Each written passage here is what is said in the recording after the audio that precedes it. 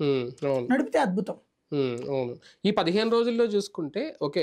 కొంతమంది ఛార్జ్ తీసుకున్నా, తీసుకోకపోయినా చాలా అగ్రెసివ్‌గా అయితే దూసుకెళ్ళిపోతున్నారు. డే 1 నుంచే నారా లోకేష్ గారు ప్రజా దర్బార్ అని జెప్పి ప్రజల నుంచి స్వీకరించడం. పవన్ కళ్యాణ్ గారు, లేదంటే అనిత హోంశాఖ, కీలక శాఖలన్నీ గూడా.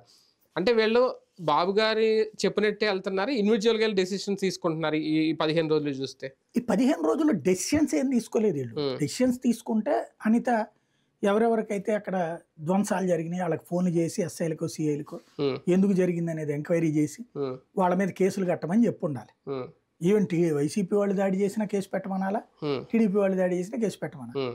అది స్టేట్మెంట్ ఇచ్చారు గానీ గ్రౌండ్‌లో జరగలేదు కదా! హ్మ్. మాట వరకు బావుంది. హ్మ్. చేతలు ఇంకా జరగల. హ్మ్. ప్రస్తుతానికి అన్నీ గూడా మాటల్లో నడుస్తున్నాయి. అద్భుతంగానే ఉంది స్టేట్మెంట్లు. హ్మ్. సివిల్ సప్లైస్ నాదెళ్ల మనోహర్ రెడ్డి హ్మ్. చూసి రావడం, అయి ఆపడం ఇట్లాంటియన్నీ కూడా. చేతలలో రేపొద్దున అంటే ప్రెజెంట్ సిట్యుయేషన్ గురించి ఎవరు మాట్లాడలేదు. ఈ దాడులు, విధ్వంసాల గురించి అప్పుడు బాబు గారు సంయమనంతో ఉండండి. వాళ్ళు రెచ్చగొట్టినా మీరు రెచ్చిపోవద్దు. వైసీపీ వాళ్ళు రెచ్చ అన్ అన్న అన్న ఆ స్టేట్మెంట్ తర్వాత దాని గురించి ఎవరు మాట్లాడలేదు. అనిత